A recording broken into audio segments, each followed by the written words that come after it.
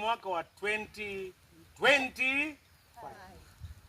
Kama mtu atafanikiwa, ni lazima aombe Mungu.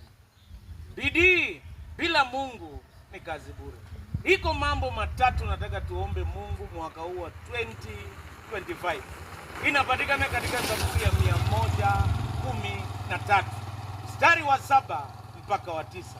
Daudi ndiye aliandika Zaburi hii na aliomba Mungu ampatie vitu vitatu.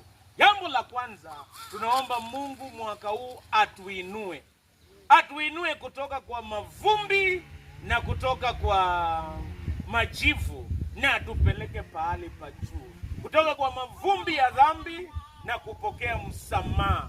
Kutoka kwa mavumbi ya kusumbuka na kukosa matumaini, na atuinue, atuweke juu pahali ambapo kuna baraka.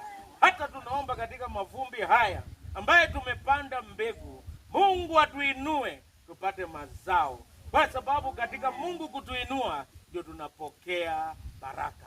Jambo la pili, Mungu atuweke kwa nafasi.